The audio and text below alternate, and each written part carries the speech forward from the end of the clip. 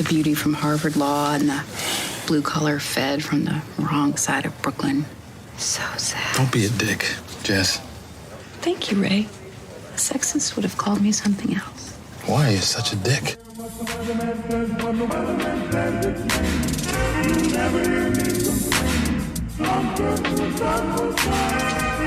don't care how the weather vane points when the weather vane points to me. You gotta be sunny to me when your eyes look into mine.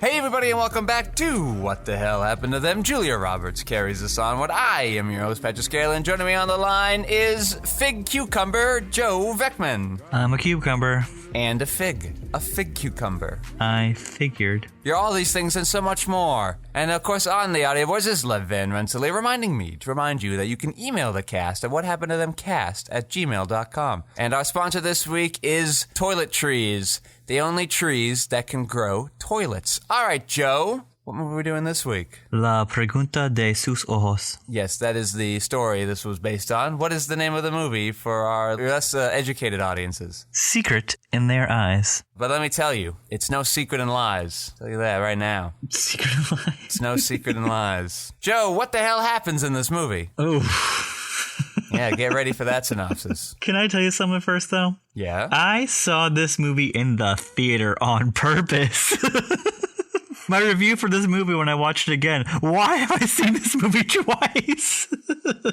We'll go into the plot synopsis, and then I will explain why I'm about to say that it was much, much less fun the second time. Absolutely. A tight-knit team of rising investigators, along with their supervisor, is suddenly torn apart when they discover that one of their own teenage daughters has been brutally murdered. Why does it always have to be brutally murdered in these synopses? It's never... And why is it always a teen girl? Murder's already got a brutal connotation to it. Mm-hmm. Why do I think it would be really rough to see this movie a second time? Because the whole thing really hinges on a twist ending. On the last, 6 minutes. A double twist ending. There's two twists back to back. And once you know that's there, I don't know why you bother with the rest of the movie. Also, it's annoying because the twists invalidate the entire rest of the movie that I have watched. Absolutely. Yes. There was literally all Julia Roberts had to do at the beginning of the movie was be like, nah, you don't need to reopen this case. I've moved on. Didn't need to be a movie. Didn't need to be there at all. Why did she not do that? I don't know. It seems like it would make perfect sense with her character and with the twists. I completely agree. What made you want to see this movie in the theater? God, if this was it 2015, Yeah. It was literally just because it was the new movie of the week, or it was one of the new movies I hadn't seen that week. Yeah, I was okay. literally seeing everything because you had gotten us the rewards plans for all the movie theaters. Movie Pass? I don't think Movie Pass came out in I didn't have Movie 2015. Pass. No, not Movie Pass. What is it? But you got me the thing if I got enough stamps, I get a free movie ticket from every theater I went to. Yeah. So I was just I don't have anything better to do. I'm completely alone and I will see everything put in front of me because I don't care. Yeah. And it is something to do. And I did. And I walked away from this never thinking about it again. Oh, why would you? Yeah, exactly. Just like the rest of America. Completely disposable. Fucking, I just once it started up, I'm like, oh yeah, the ending to this movie sucks. Yes. As soon as I started it up, and then I had to watch it because I didn't want to pay for it. I watched it on TNT with ads, but when I streamed it on my TV, it was like, hey, bud, we got you on this. No ads. And I'm like, no ads for the first 45 minutes. And then I had to put it on my phone and I was like, here's lots and lots of ads. And I'm like, no, 3-minute blocks of ads. I was watching it on TV and I'm this is a bummer. So it made it last even longer. Yeah, the movie actually not that long. It's an hour and 50 minutes, but boy, does it feel aggressively long. Absolutely. Especially until right up until the twist, you're like, wow. Yeah. This is going on forever. Also, I don't think you actually did get to see it, but there was a Matt Damon movie last year called Stillwater. No, I did not see it. That is sort of reminiscent in the plot to this. Like, sorta, not really, but it's sorta. Yeah, the movie feels like it wants to be prisoners, but with none of the personality. And none of the personality. Yeah, None of the that's what personality. Prisoners has. It's a long ass movie, but it really has like that. Yeah, I had no beef. That movie might be almost an hour longer than this movie. I have no problem with Prisoners. This movie, Yeah, and the it's movie like 40 gets to minutes longer. has 20 minutes left when the first twist is revealed. So I go, okay, well, clearly we're not done here. No. And then the second one comes, and then it just kind of keeps going. You know what's weird? It's the second Julia Roberts movie in a row that has Alfie Molina, and I still don't think they've ever met on set. No, and I'm just like, come on! I hope next week they get to complete their hat trick. Wouldn't that be great? Go 3 for 3. You know, I was listening to the Screen Drafts podcast recently, and they were talking about how Sandler and Barrymore, because it was a Happy Madison Productions one, screen drafting, and they were talking about how they have their trilogy they made, but they're like, they should come back for a fourth one, and I'm like, what would it even be? And they're like, it could be their On Golden Pond, and I was like, holy shit. Yes. Mm-hmm. Old Sandman and Old Barrymore. I love it. Absolutely. Mm-hmm. And I'm working out a theory that I will get into probably next week about how I'm been thinking about those 3 movies that they did. I've been thinking about those 3 movies a lot, like how they're structured. We'll go into the next week though. I really got to write it down and everything. No, I'm just teasing you. Big market tease. I like it. I'm into it. Yeah. Julia Roberts late in her career, and yet is she in it less than Nicole Kidman, or is Nicole Kidman just bigger star Is Nicole than Julia? Kidman really top billed in this? It is main guy whose name I will not be able to pronounce well. I can do it for you. It's Chiwetel Ejiofor. You make it sound so easy, but I do, and it's like... Yeah, I've liked him for a long time. Yeah, so him, and then Nicole Kidman, and then it goes, and Julia Roberts, and then like 50 other people come after that. Wait, she gets the and in this? She gets the and, but the and is like the third credit anyway. Okay, you can't be second over Nicole Kidman, but you do get and she's like, fine. She gets the good old Tom Bosley. It's just weird when it's only 3 names and the third name is Tom Bosley. The first thing we got to dive into, Billy Ray, the director and screenwriter of this movie. Yeah, and our tour here, apparently. Yeah, definitely an auteur. That's the first thing that comes to my mind when I think of Billy Ray on tour. I want to know who this guy is, where he can get Hollywood to let him write and direct this script. Yeah, this is his third feature. Then he's done 2 TV series where he directed a few episodes of those. First movie, Shattered Glass, Hayden Christensen movie. Young Anakin. Yeah. So got a pretty good cast though. I'm looking at it right now. And Hayden Christensen. I heard this is his best role though. Like he's actually really very good in high this bar. movie. Mm-hmm. I mean, it's not. I don't know why you said that. His second movie was Breach. I heard none of these movies. Not Chris any of them. Cooper, Ryan Phillippe, Laura Linney. Yeah, I've heard of that movie. I've never seen it. I've never seen these other 2 movies he made.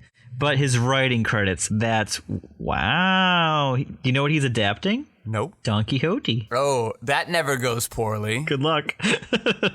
No, his most recent credit was for, the Comey Rule. He did the miniseries. He directed and wrote 2 episodes. But his most recent feature credit was Richard Jewell. A few weeks earlier, he has a screenwriting credit on Terminator Dark Fate. A few weeks before that, he has a screenwriting credit on Gemini Man. Oh, man. Okay. And this is what he gets when you let him do what he wants? You get Secret in Their Eyes. Before Secret in Their Eyes, he did the screenplay for Captain Phillips. He did the screenplay for the first Hunger Games movie, for the Jodie Foster on a Plane Flight Plan movie. He did a movie called Suspect Zero, Heart's War. His best movie, well, no, I like Captain Phillips a lot. That's my favorite movie that he did. But his second best movie, by a mile, 1997's Tommy Lee Jones-led Volcano. The superior of the Volcano movies in 1997. You said 97, and I thought we were going to get like a Meet Joe Black. I thought that's where you were going with this. I think that's 98. Oh, man. Why do I know that? What is maybe it's that's Mighty 98. Joe Young? Is that 97? That definitely sounds right. I'll fact check that for you. Mighty Joe Young. A lot of Joes roaming around in the late 80s. Yeah. Do you know who stars in Mighty Joe Young? Nope. Some woman. Some woman. Some pig. Oscar-winning actress Charlize Theron. Well, she hadn't gotten there yet. Yeah. Bill Paxton. We got David Paymer, Regina King, Naveen Andrews. Great cast. 97? Was it 97? It's probably 98. It's 98. All right, fine. So interesting, 2 Adam Sandler alums in here. Nicole Kidman and the sheriff from Under the Dome. Shut the fuck up. She's not a Sandler alum. Sandler alum, She was in one half of one movie. Got her, and we got the sheriff from Under the Dome. The sheriff from Under the Dome? Yeah. You may know him as the guy from Breaking Bad. Wait, what Sandler movie is, Men, Women, Children. God damn it. It's not even a fucking Happy Madison movie. So in completing our seasonal trilogy, were either of those two in a rock movie? Well, fucking 'Cause Dean then they'll Norris have the has to be in a Triple rock Crown. movie. Nicole Kidman has never been in a rock movie. She would never stoop that low. No, you would never have guessed she'd be in an Adam Sandler movie, but there we are. There is prestige on his name. Yeah. He has won I think he was nominated for a Golden Globe. The most prestigious of all the awards. And then she read the script for Just Go With It, and she's like, this is what cinema was meant to be.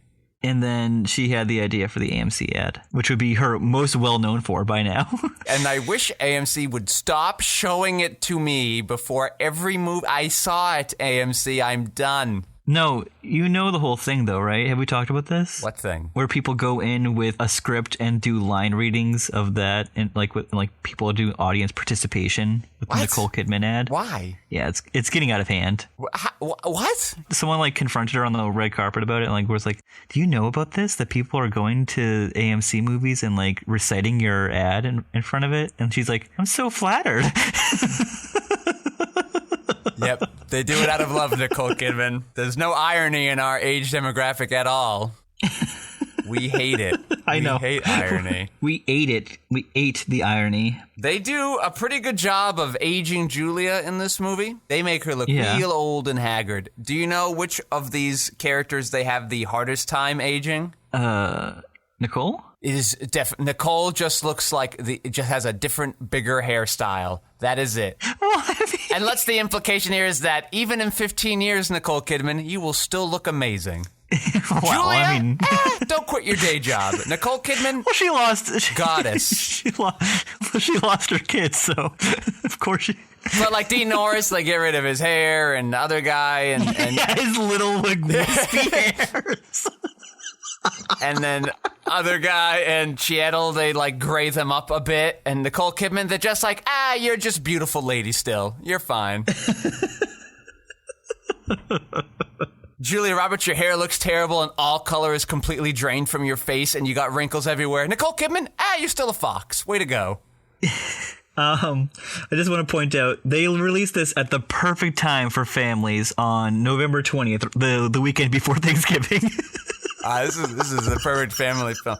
You know, I was surprised when we became a secret 9/11 film. I did not see that coming. Love the secret they keep in their eyes. How did the eyes? I don't know how the eyes were at all involved in this. Well, the poster. Have you seen the poster?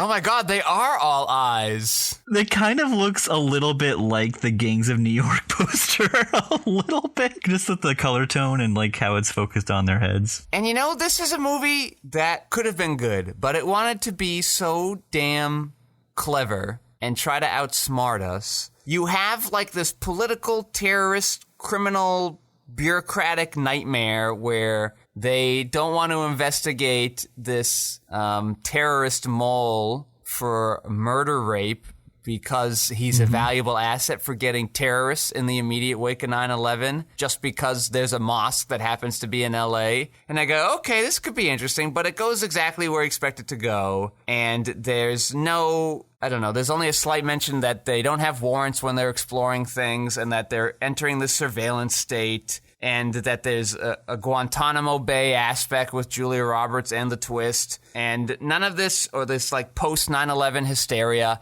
none of this is really in the movie in a meaningful way and is just kind of set dressing. And the man thinks just because he mildly dances around these topics that he's made a really smart script and that he's this kind of world thinking director. And you know what I say to that?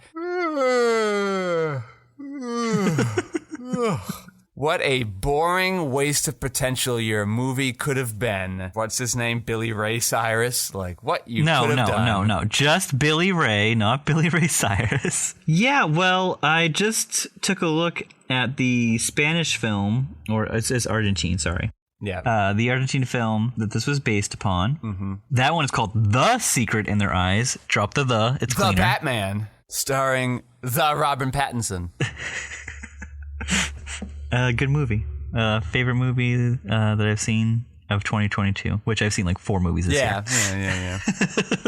But I liked it a lot. That movie was a huge international hit. Off a $2 million budget, it made $34 million. I bet in classic Hollywood fashion, they made this movie for $70 million. No, the budget was 19.5. Oh, this cast? Yeah. 19.5? Well, they had a story they needed to tell. This needed the one that was to be already told. been told. It's so important, Joe. It's But so I'm going to tell you timely. something. Makes us think. It feels like everybody who saw the original film just went back and saw this one once because it made the exact same amount of money. It made $34 million. Everyone was like, oh, English. Okay. Yeah. I'll take that option. Oh, I got some actors I like. Okay. Yeah. Okay. Well, I saw that movie. I'm going to go see this one, and I'm not going to tell anybody about it because I was probably the only one in the audience that liked it. Yeah, it's less impressive when you spent 10 times the budget. This got mixed reviews, obviously. But they decided to do this as counter-programming to The Hunger Games Mockingjay Part 2. They opened it wide in 2,300 theaters. Big mistake. Probably do this a little quieter. Yeah, 39% on Rotten Tomatoes. They waste its incredible cast on a remake that fails to improve upon or even make a compelling case for its own existence in addition to the remarkable original. I believe the original is on the Criterion Collection. I mean, I hope it isn't close to this movie because I don't care who makes it. I don't want to see it. If it's just this again, can't be the same because Argentina, I don't know, imagine has less horses in the 9/11 race. I imagine they had a different tragedy or something they were making their film around and not 9/11. I mean, you gotta think. I have no idea. I didn't watch that movie. Yeah, all right. Do you want to look it up? It's fine. Let's see, it says, I'll give you their plot synopsis. A retired legal counselor writes a novel hoping to find closure for one of the past unresolved homicide cases and for his unreciprocated love with his superior, both of which still haunt him decades later. Okay, there's something there. That kind of vaguely feels like season 3 of True Detective, which wasn't bad. Yeah. So this is, again, the director trying to outsmart us and be like, let me show how wise I am by talking about this 9/11 stuff quite tangentially. Yeah, this one looks like it was taking place, like it starts out in 99, so before 9/11. Certainly before 9/11. Good idea. Do we all know that movies were better before 9/11? Who knows? So this movie probably could have explored the themes it wanted to much better if it spent less time being a detective story. I feel like Billy Ray is Cyrus. more suited to... No, just Billy Ray. His first name Billy, last name Ray. Cyrus. No Cyrus. Ray Cyrus. That's Yeah. Ray Cyrus. Of the He sounds Connecticut like Ray an Cyruses. evil villain. Yeah. He makes a much better Tom Hanks vehicle. Captain Phillips. Absolutely. One of the best movies of the 2010s. A woman jogs with a tiny dog in a stroller. That is so LA. Okay. All my time spent in Boston, never seen that once. LA, every other sidewalk. Woman in tight jogging clothes, running with a tiny dog in a stroller. Of course. Classic LA move. So I buy the movie takes place in LA. Yeah, that's the movie, Joe. I don't care about talking about it much. I too will forget it very shortly afterwards. It's very forgettable. The ending, it feels like it has this giant reveal, and you're like, ah. And at the same time, I'm like, like the air is just completely left out of everything. You're like, well, what was the point of the first hour and 40 minutes? Exactly. And it's also just like this, like a super bummer. And you're like, okay, well, I don't listen. I'm fine with my movies being a bummer. It seemed like we needed nothing to get here, and all the things you were trying to like talk down to us about didn't matter. So who cares? Yeah, I'm fine with bummers too. I am a big I love the bummer movie, but I like to have some actual emphasis on why it's a bummer and not just like, well, I got a twist for you. And you know what you could have done too is if you were going after this like political satire motive here. So the whole point was like they needed him to catch these criminal terrorists that they presume were in this mosque in LA. Julia says, "Oh, I got him," and they didn't miss him, and they caught the terrorists anyway. You know what would have been even better is if they never caught any terrorists at that mosque. Like, there just weren't any terrorists there to be caught. So they're protecting this guy because they think there are terrorists where there aren't any. There's something you could have done there. You didn't even give us that. You said buzzwords and thought like, oh, wow, how smart he is. He knows these things. Yeah. Do you know what else they do in this movie? They do the thing that I feel like Saw made famous, where at the ending, where they're doing the big reveal, they give you like all the little moments throughout the movie. They're like, oh, this is where we hinted at this. This is where we hinted at this. I'm like, what? Yeah, The Usual Suspects made it very popular, and now we can't escape it. Did you ever watch any of those Saw movies? Because they like really like drove it into the ground. I never saw like all a Saw movie. Super. You escaped that. You escaped the Saw trap. It was like one of my first big like horror franchises. I watched them all. I think. There's so many of them. I don't know if I actually watched them all. I might have missed one. There's only 9. You're fine. I thought there were 10. There weren't 10? I thought there were 10, and you told me there was 9. Unless one came out after the Chris Rock one, then there's only 9. Oh, God. I hope it's dead now. It should be officially dead. Because they even tried to reboot the original one before they did the new Chris Rock one. And they were like, it's even darker, but it's elevated. And I'm like, no, it's not. Shut the fuck up. Get out of here. Okay.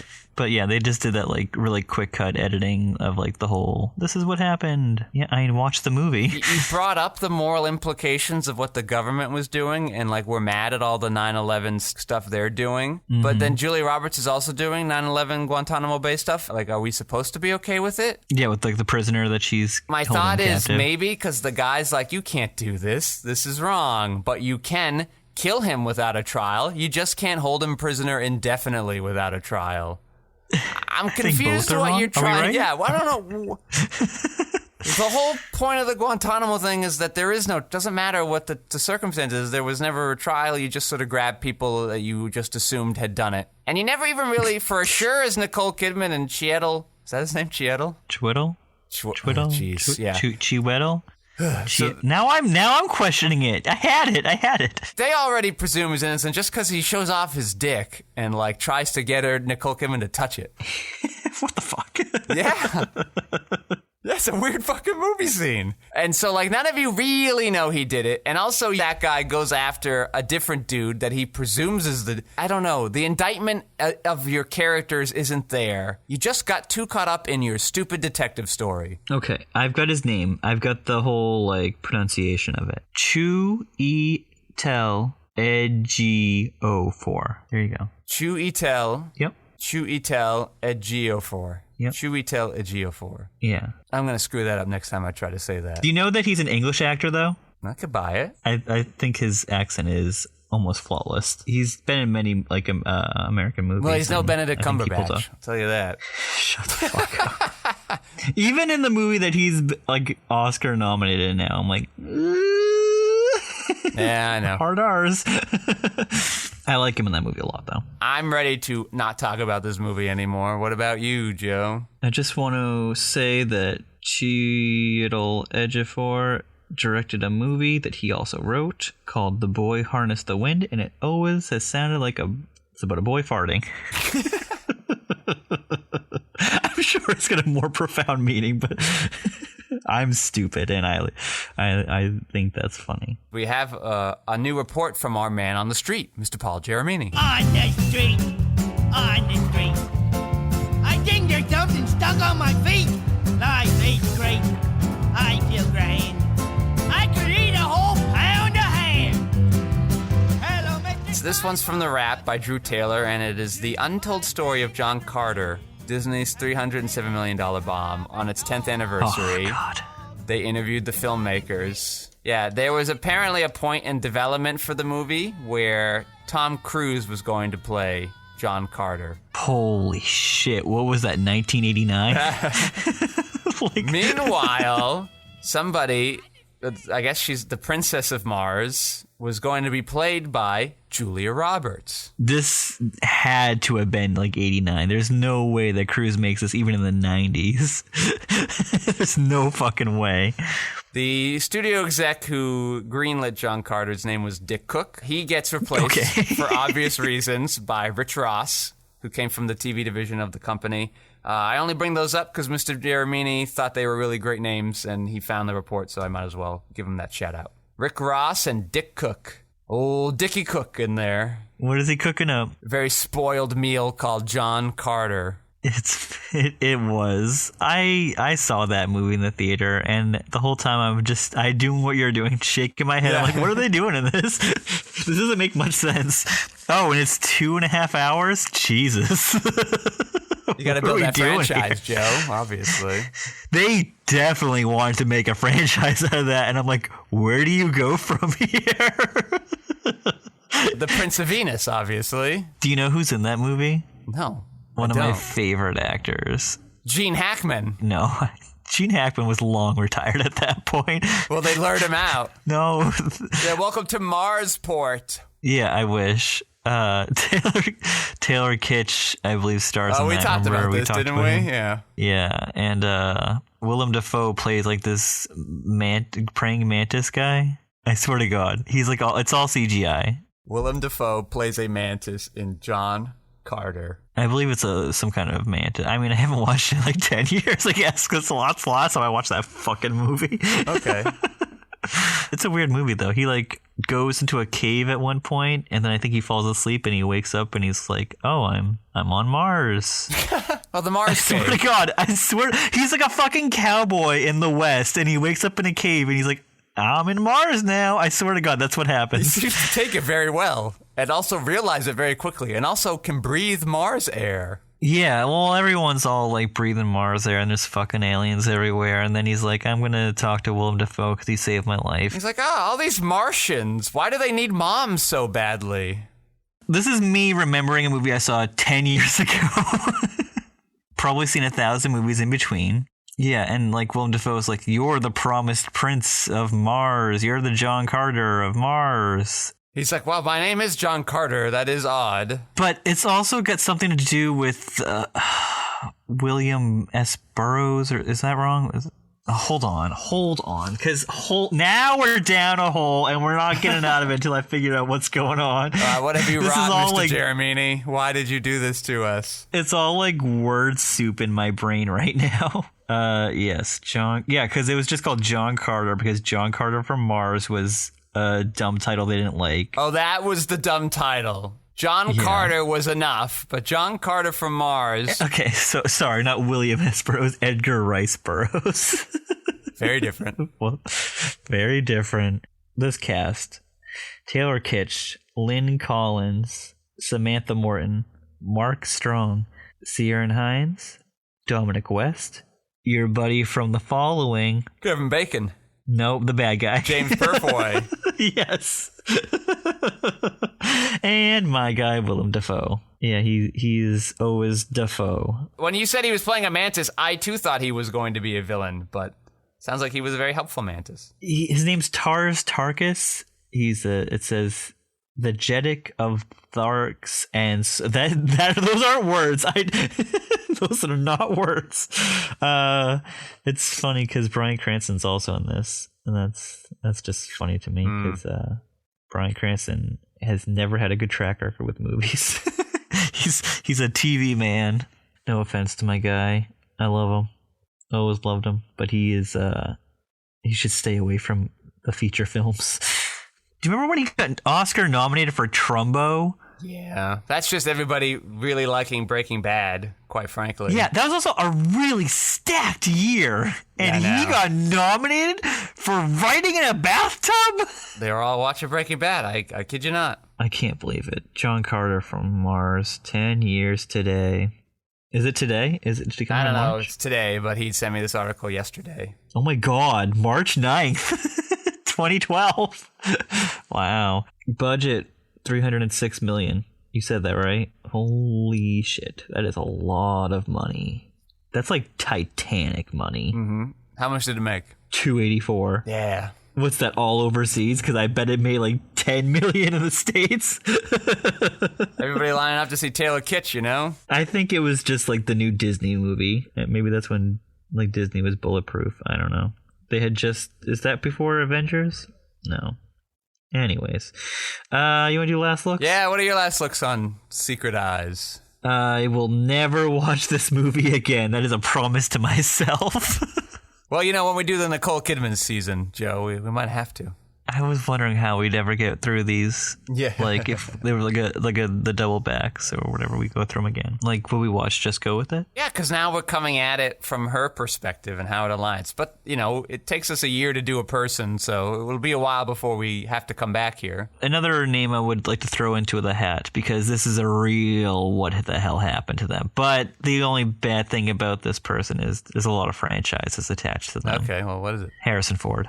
What the hell happened? That is a pretty good choice. Yeah. That's a pretty good one. You look at his 90s, you're like, holy fucking hell, these are some great movies. And then as soon as What Lies Beneath happens, you're like, okay, now what's going on? I see you've stopped trying. K-19, The Widowmaker.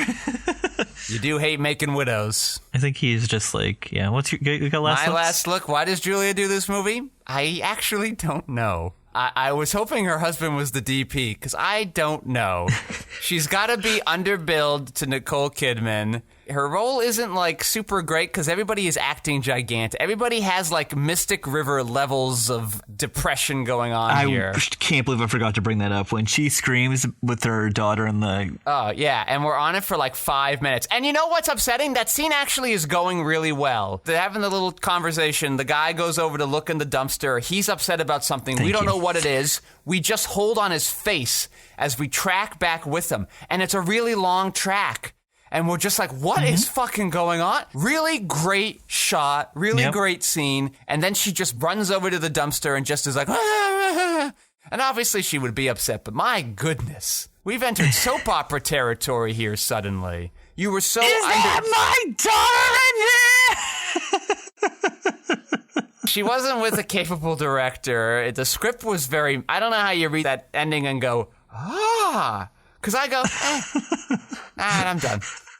So I don't know. We clearly wasn't paying you very much. Did you just want to hang out with the other actors because they're good? I don't know. I have no idea why you would be drawn to this, Julia. I do not know. Do you think her agent would just... Yeah, are the roles not coming in as much, so you got to take what you can? I don't know. This is her first movie since the TV movie, though. She did TV for the first time. When did August Osage County come out? 2013? 13, it was like Christmas. Okay, so maybe you're just hanging on. Almost 2 full years since she's had a movie in the theater. Well, I feel bad for you, Julia Roberts, because you can do better than this movie, and it's sad that you were worried that things weren't going to come for you. I feel bad. There's a rebound coming next week. All right. Sorta.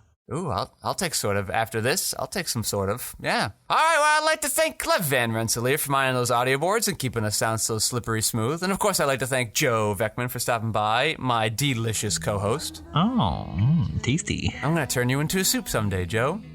Thank you. And I am your host, Patrick Scale. You can find my features, documentaries, short films, video essays, animations, behind-the-scenes footage, and so much more at QuixoticUnited.com, and now all of our audio-related material on our sister YouTube station, Quixotic Harmonics. Thank you all for listening. Joe, say goodnight. Good night. Mother's eyes,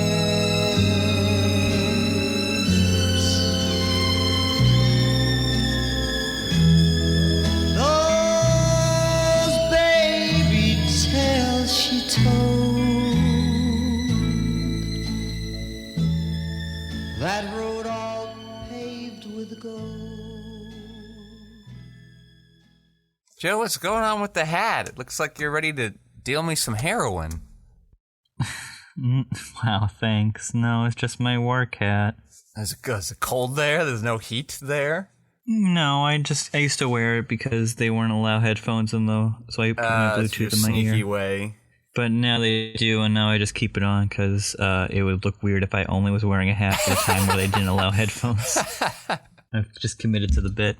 And also, if they take away it, then I put the hat back on. That'd be weird. So I'm in for life Aren't you now. like a supervisor there? Just be like, get off, man. I'm supervising. It's at a lower position. It's a lead, but no. I can't do that. I wish. Is Nick Cage going to be in a movie where he plays himself? Wow, you are so behind. You are streets behind. Yeah, that's been in the works since like 2020. So now, in our endless quest for hunting for IP from movies, we've decided to do memes. That's our new thing. Oh, sir. Yeah. Really, you're really far behind. This is why my journey to screenwriting has really just been like, what's the purpose anymore? Who fucking cares? Yeah, why would you bother having an original idea, you idiot? Or just having anything. I don't understand populist movies now. I understand you go see them every other week. In a way to try to understand it. Like the Batman actually feels like a movie from like 20 years ago. It's so strange. Obviously, it wouldn't be 3 hours, and it wouldn't have. There are no sets. Well, we never talked about, Joe. What did you pick up during the big Criterion sale a couple weeks back? Oh, I got The Devil's Backbone. Ooh, what a backbone, too. The spine on it is 666. Ah! I know, it's the devil. And his backbone.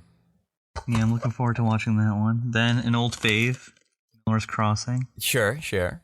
I love that one. One of my favorite Coens. And then an Almodovar, All About My Mother. Well, I got the fish tank, like I long threatened to do.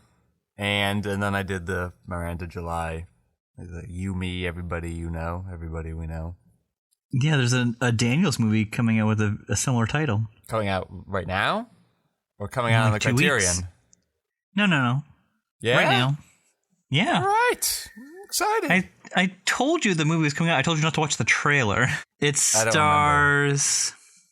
Is it Michelle Yeoh? I have no idea. I didn't know this was a movie. Yeah, it's about... The only thing I want to tell you is that it's about multiverses. Let's do it. And they shot down doing the Marvel Loki series to instead make this movie. And I'm like, baller move. Don't take that Marvel capital. Listen, I'm impressed that they did that. I'm also impressed that Marvel studio execs saw Swiss Army Man and thought, those guys. What are you talking about? That's all they fucking do. They take young, talented filmmakers and they're like, now come make our schlock. We don't really need you. We just like to have our indie cred, like...